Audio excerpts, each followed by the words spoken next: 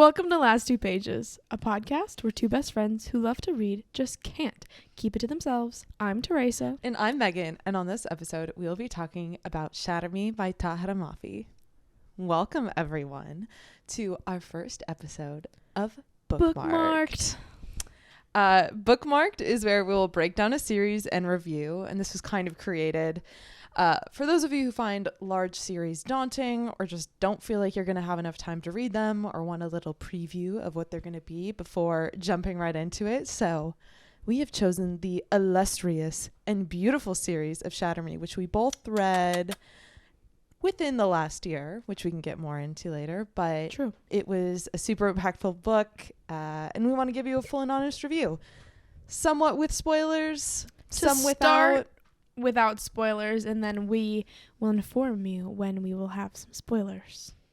Amazing. So if you'll notice that we are in a new set, not really, but like we're in a new area, a new angle. We're talking.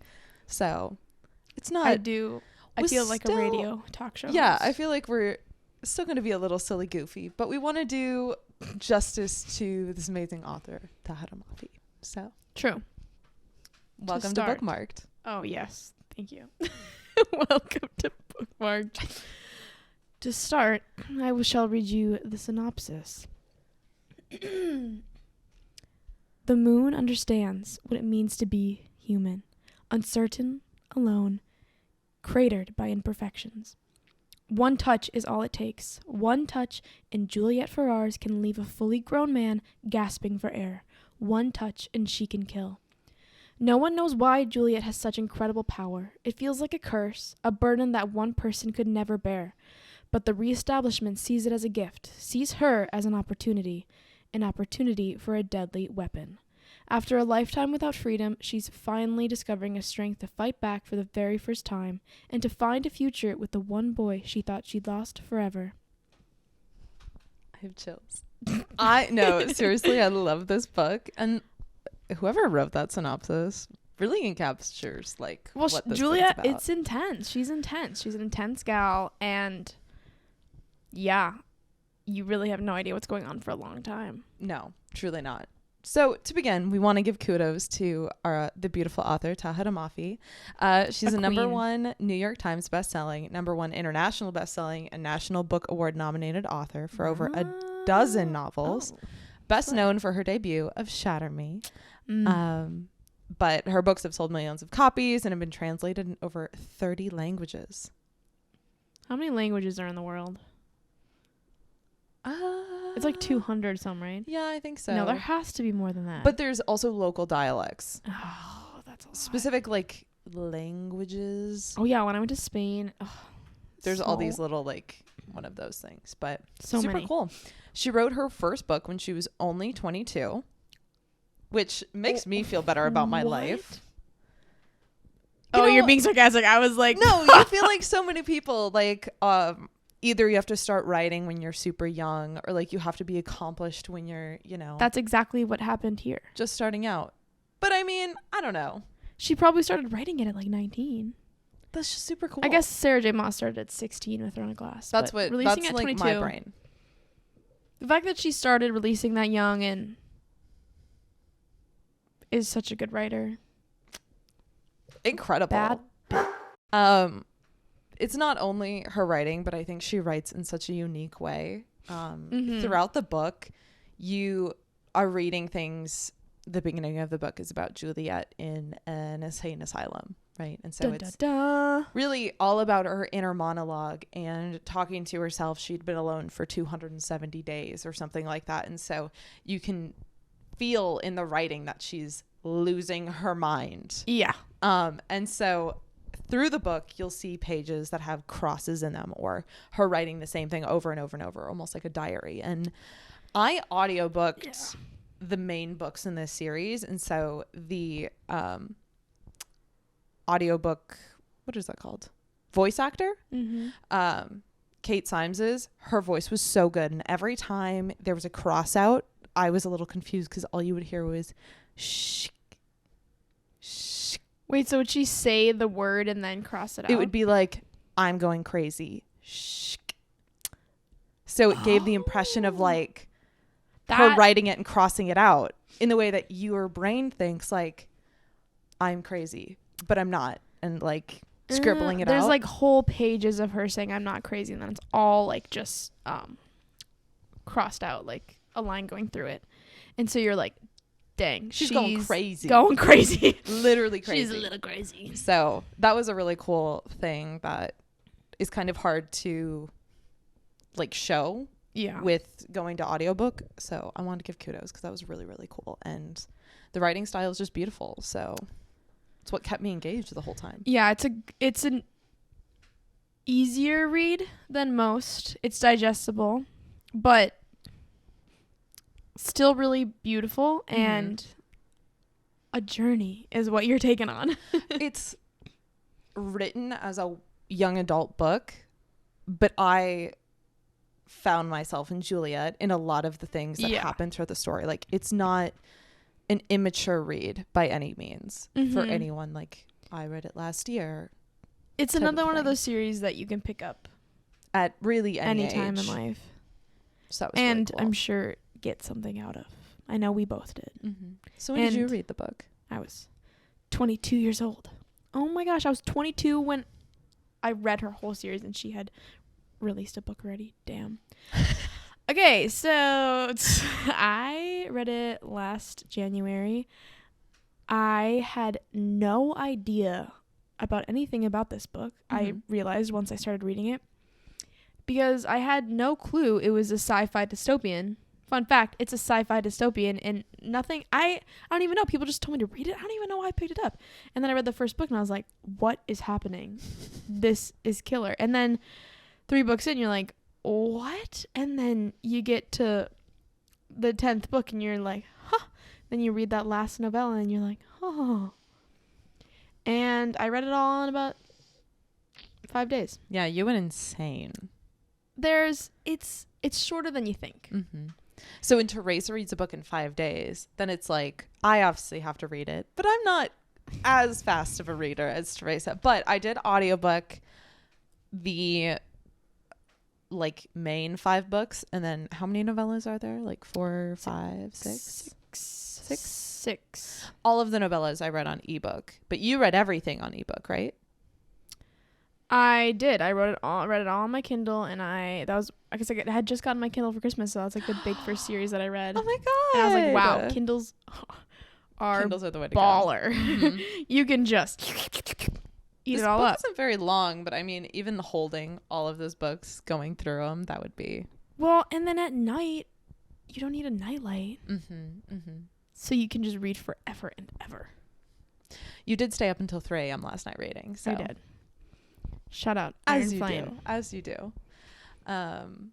So there were plenty of copies sold. I'm sure we weren't the only ones that loved this series. It did, in fact, sell over 1.5 million copies. Wait, but how did you experience? You read it over how long? A few months. And what did you think? I hate to admit, it was really good. Actually, the fun part about reading it in an audiobook is that it always got me out of the house because I couldn't just sit in my room and read them because it's a fast-paced, anxiety-inducing series. So it's a little stressful. I would go out and go on walks, and the walks ended up being like 8 miles in the freezing cold Duluth.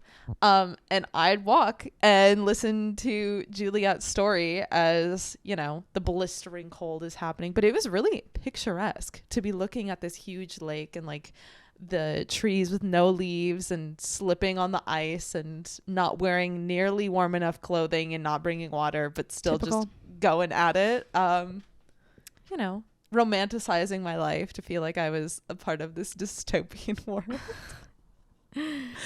This is true. Yeah. It's a solid read throughout the entire thing. There's good highs, there's good lows. And it carries through. And her voice remains really solid. So when I mean dystopian, it's really like just future North America. I don't know if they go into like the actual landmass that it's supposed to be, but it's very similar to all other dystopians. Yeah, I think they're in California. Yeah. But obviously there's been something happened. And so their government shut down, and then like something else took over that is keeping it all alive. Oh my gosh. Talking about this actually makes me really want to reread it. I know. I'm remembering things as we're talking. I'm like, oh, dang. It was good. There were so many twists and turns that I did not expect at all. So there are 6 main plotline books, and then there are 5 novellas that carry throughout it. So it starts out with Shatter Me, and then there is the novella Destroy Me right after that from a different person's POV, and then Unravel Me, and then a novella Fracture Me, and then the third real book Ignite Me. And so that's the end of the first trilogy. That's the main trilogy a lot of people know of. It's super solid, super great. A lot of people's favorite book is Ignite Me. And if you read it, you'll understand. It has a very good, like, build up, world building, crescendo, and then it doesn't dive down as far as you think it will. And so that's why you think maybe there could be something more. It could end here. That was definitely something I struggled with after Ignite Me, because I was so confused because some things just seemed too easy. And I was like, this seems a little cliche. Like, what's the deal? And then you get into the next set, which is Restore Me, the main book, Shadow Me, a novella, Defy Me, a real book, Reveal Me, the novella, and then the third of that trilogy, Imagine Me. And then it all comes into conclusion at the end with a novella called Believe Me. And that's when, like, you thought, like, crap hit the fan with the first 3, and then you realize, oh my gosh, that was like a... That was super lame. That was not even. That was a tiny fan, and now we're like in an industrial nuclear reactor fan. You're like, oh crap! And so the way she was able to expand in that world with those last 6 books, and some of the novellas, they got a little old because they were the POV of a different character of things that already happened, but they're all really short. I think the most one has, I think Believe Me is the longest one, and it's maybe like 200 some pages. I don't remember, but a lot of them are less than 100 pages, and it's just like another point of view of the events that unfolded, which like is when all hell breaks loose. So I really recommend the novellas. I'm a big novellas person. I love novellas, especially for a series where there's a lot of anxiety, and the novella is them like finally having some semblance of calm or rest, expectation, happiness. So, and these novellas, because a few of the point of views you want to have, you're like, okay, like they're like the male main character, and you're like, or you're like, you're annoying, or you're like, ooh. Most of the series is from Juliet, our main character's point of view, and so the novellas are all either side characters or her secondary characters, and it's their point of view, as Tracy said, of something that has already happened, or their inside monologue, or like the inner monologue of what they were reflecting upon, and you kind of get a different perspective on Juliet as well, you know, because you're seeing it from their eyes, someone who is in an insane asylum for the first little part of Shatter Me. So I think that's really cool. Also, the first trilogy was released in 2011, last book being in 2014, and then the third trilogy was released 4 years later in 2018. So there was, you can tell there's a lot of growth and a lot of thinking that went into the next trilogy, and I think that's why it was completely blown up, as Trace was talking about. And these books can get confusing because they all have basically the same title and they all just have eyes on the cover. A lot of people do just read the first trilogy, which is Shatter Me, Unravel Me, Ignite Me, and love that and stick with that. But the expansion of that universe is 100% recommended. And I think everyone should read the whole series. So that's how I feel. So we've talked about Juliet a little bit, but we haven't gotten into any background. And so our main character, her name is Juliet Ferrars, a 17-year-old girl whose touch is lethal and will kill anyone who touches her skin for long enough. Juliet is placed in an asylum 264 days prior to the start of the book after a tragic accident involving her power when she was 14. Yikes.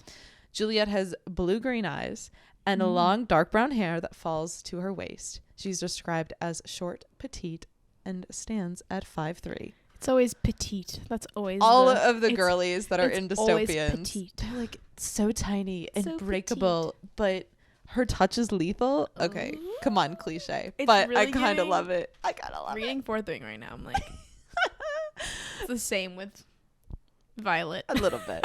So at the start of the book, we kind of talked about the intentional strike throughs and like the erratic writing, and you can really feel the panic and guilt and shame that Juliet feels throughout the whole like beginning half of it. So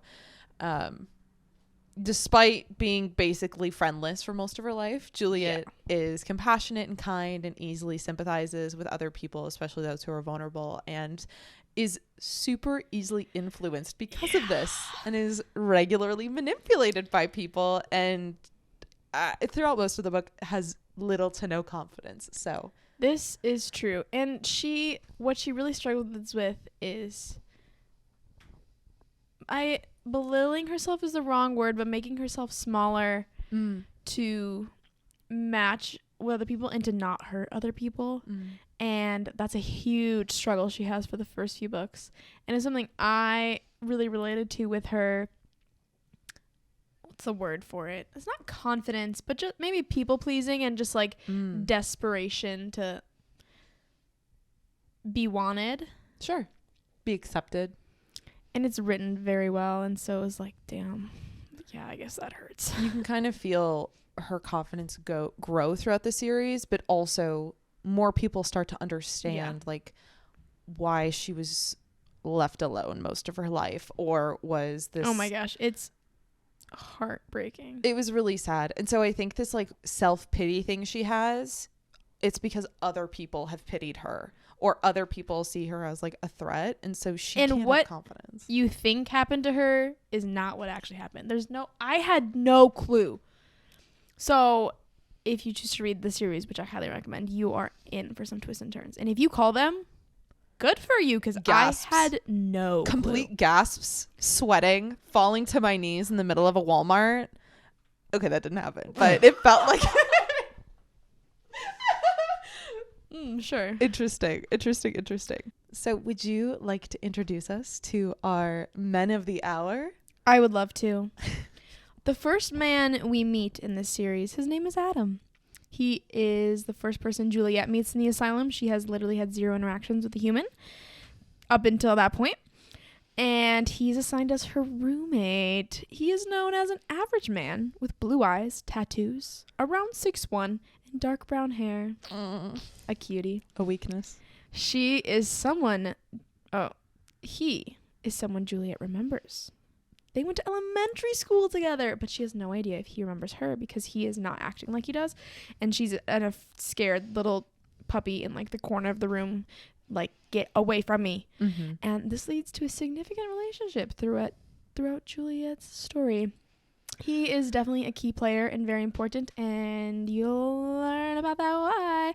The next main male character that you'll meet is Aaron Warner, the resident short king of the Bookstagram community. Excuse me? Yeah. Name someone shorter that everyone is obsessed with. Okay. Bilbo Baggins doesn't count. I don't accept or him any as of the short. dwarves. I don't accept him as short. Oh, you don't? In my brain, I'm like, That's yeah. true. In my brain reading this, I did not picture him. He's not 5'9". Anyway. Anyways, his height is apparently 5'9". And so Aaron is the chief commander of Sector 45 of the Reestablishment, which is this government structure. Warner, who is also the son of the Reestablishment's supreme commander, which is basically like the president. And he makes Juliet an offer that includes her being able to get out of the asylum in turn for her torturing any prisoners with their touch as a weapon. He is shown as a very cold and manipulating person. He may be 5'9", but his personality sure isn't, as are other things. He has blonde hair and green eyes and is considered inhumanely handsome, of course, and he is obsessed with Juliet. He just like me for real. And you figure out why later. He is... I'm obsessed with Aaron Warner. I think both of the men in this story really make the story what it is. Yeah, there's a great... It's a good dynamic between Juliet being so not confident, between these two if nothing else, loud and opinionated men. True. It makes me crazy. It's so good. Love the banter really good between all of them. And he's got some cool tattoos that you slightly cringe at to begin with, and then you love them by the end. To end our non-spoiler part of the podcast, I'm going to leave you all with a quote. After this, we're going to be getting into the nitty-gritty of the book. So whether you don't care if it's spoiled or if you just want to stick around and listen, big spoiler warning. You have been told. We'll try not to do like really, really major spoilers. I'll avoid some keywords, but I'll get into what issues I have with some of the books without trying to spoil too much. Okay. Hope is hugging me, holding me in its arms, wiping away my tears and telling me that today and tomorrow and 2 days from now, I will be just fine. And I'm so delirious, I actually dare to believe it.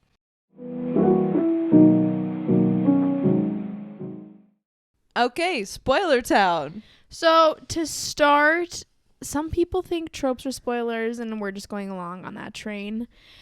And so these are some tropes that Megan compiled that I agreed with. They don't really feel so much as like tropes, but just like I guess tropes are just things that happen in the book that most people look for when they're looking for a book, right? So these tropes include amnesia. Let's go back and forth. Love an amnesia trope. Let's go back and forth, okay? Oh, okay. So amnesia. Powers. Not something I saw at all happening. Not necessarily like superpowers. No idea. Like you in the first beginning of the book, you have no idea she had powers. Literally no idea. I know we've already talked about that, so people who haven't read it will know. But like going into it blind, it having superpowers and being dystopian completely blew my mind because I had no idea. Me either. The next one is Fated Mates, which obviously fans of that. Second chance romance. Second, third, fourth, fifth chance romance. There's quite a lot of chances that are given. Yeah. Death, Megan's favorite. My favorite trope, the death trope. Who dies? Who knows? Who cares? Oppressive government. Typical of a dystopian. Don't know how that is. Enemies to lovers. If it's not everyone's favorite, it should be. It's one of the most juicy tropes there is. There also was a redemption arc, which was epic. Honestly, the best kind of arc there is. Dead parents, also Megan's favorite. Disney princess core is all I'm hearing. So real. Yeah, like, and honestly, with the name Julia, do you not have dead parents? Come on. Dead mom. A military. I think some people like count that as like they want to read about military stories. Oh my gosh, dead parents.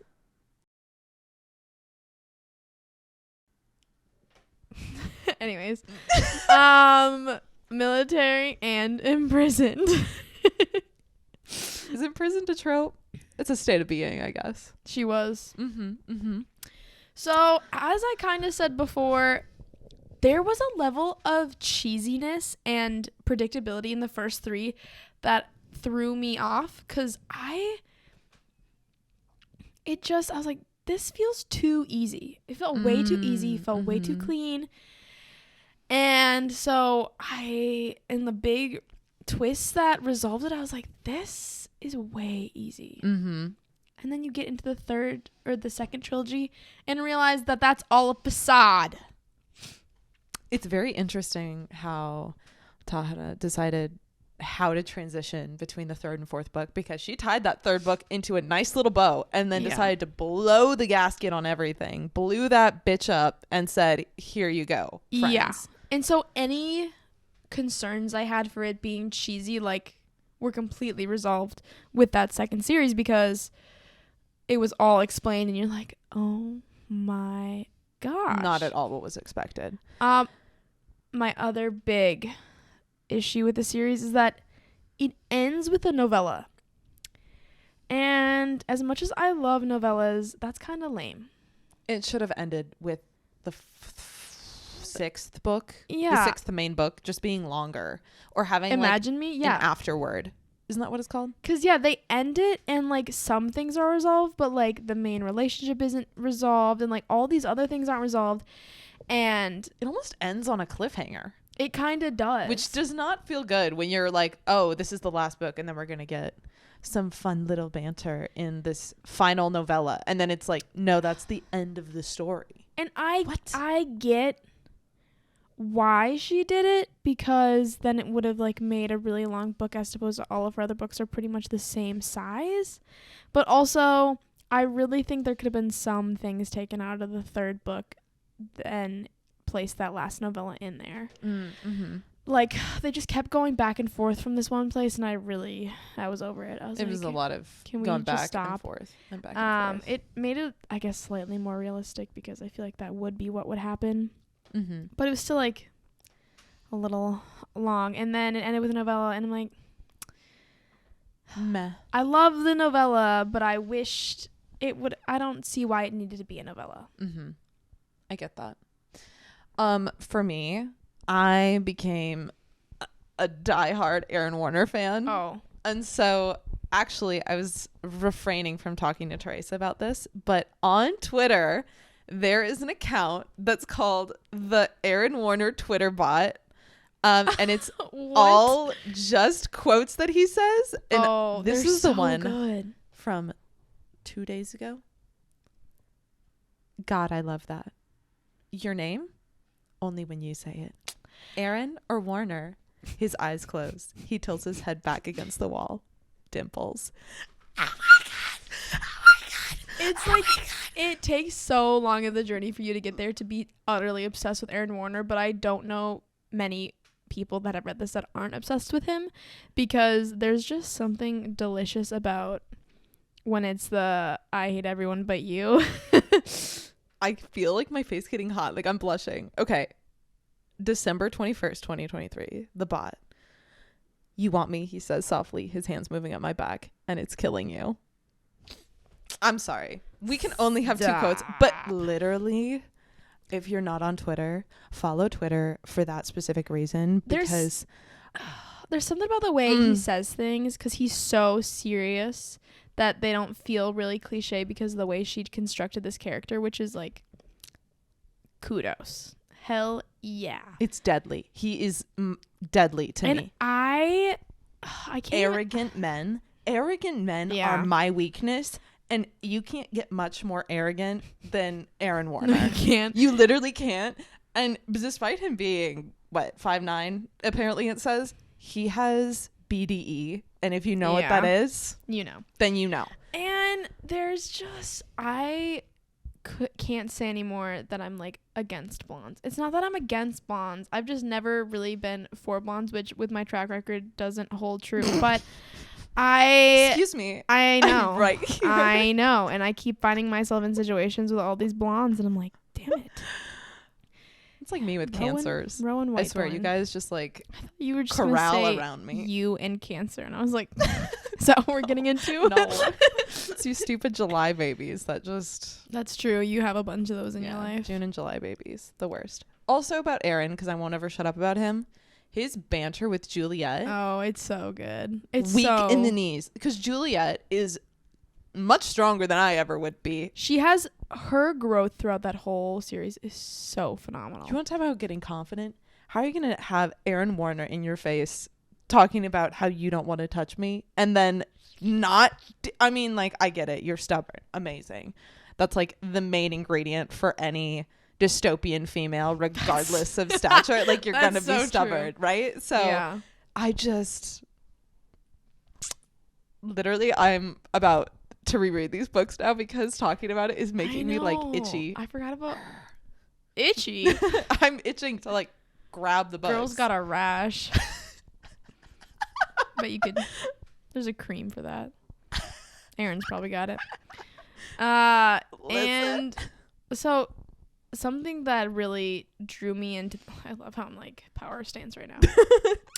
Juliet energy. It's so digestible. Like, the writing is super clear, and that was something I worried about at the beginning when I thought it was really cliche about what that is. But then enough happens that I wasn't ever super confused.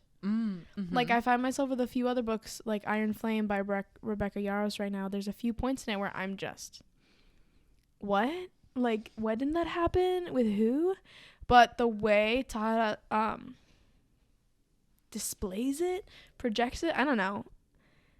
You don't need a lot of characters to get the point across of what's happening. And Tahereh chooses her characters decidedly. We only need this many people. We don't need all of them and their parents and their like dogs and pets. Yeah. To like make the story cohesive. You can just reuse characters and have them have more development than just having, it's better to have 2 characters that are like the audience cares about them. They're in the story a lot. You understand everything about them than 15 characters that just are like easy disposable things. Yeah. That you're not going to remember the name of anyway. So Tahereh does a great job of all of that. She really does. Her characters are lovable, like amazing. Yeah. Our next note is just Warner greatness, but I feel like we've already. I can continue. Do we need another quote? Arc. I'm getting another quote right now. Hold on. What is your least favorite thing about Warner? My least favorite thing about Warner.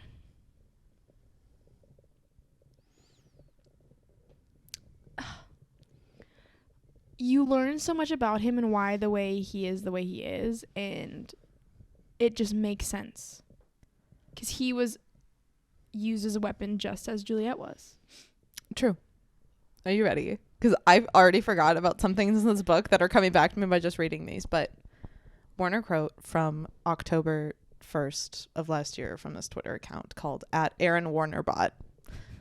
This girl is destroying me. The girl who spent the last year in an insane asylum. A girl who would try to shoot me dead for kissing her. A girl who ran off with another man just to get away from me. Of course, this is the girl I would fall for. Typical. There is a novella from his point of view and would recommend.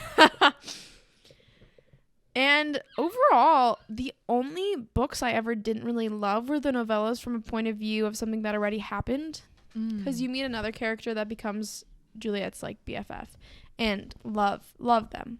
But then you get a point of view from them and I'm like, I don't care at all. And they give us another one of his point of view and I'm like, I don't care at all. But otherwise, the books are all so solid to me and can stand on their own. I would say the first 3 more so can stand on their own triumphantly, and then the last 3 need each other, but together. Interesting. Yeah. I like the growth that happens in the first 3 books. I would agree with that. Like, you need that progression. And I think if it was originally going to be seen as a 6-part series, or like that was her original intention, that there were going to be 3 or 6 main books, I feel like things would have happened at different times. But I kind of like the fact that it's like 2 trilogies put together. Yeah.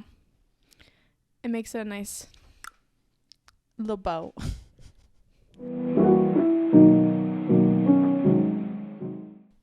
So on top of this series review, a little bookmarked, we also are going to rank the book out of our regular 5 stars, and we're going to kind of keep track of all the series that we review and how well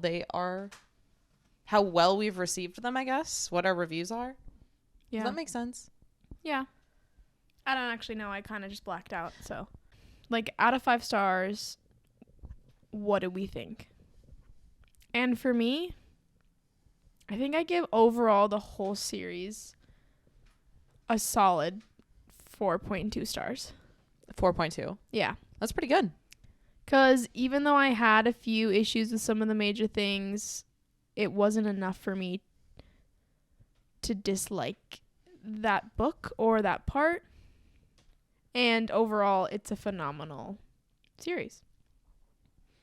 I would say I would rank this series like a 4.4, honestly. Word. We're right there. It is. I would reread it. The characters. Right now. Like with a drop of the hat, I would reread them if I had the time.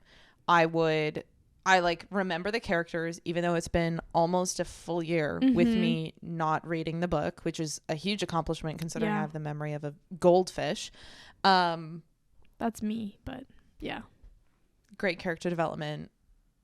A plot that kind of blows your mind over and over. Yeah, like I felt like I was continuously surprised, and I don't feel like that's super common for a young adult series. And also, it's young adult, but it's not childish. Nothing about that book is childish. Yes. And I appreciate that as a huge young adult book fan. Does that persuade you to read it? I hope it does. Just here because you're like, wow, they have a lot of opinions about a book I read when I was like 6 or in 6th grade. 6? Maybe not 6, but in 6th grade. We loved the series, and we wanted to share our excitement with you.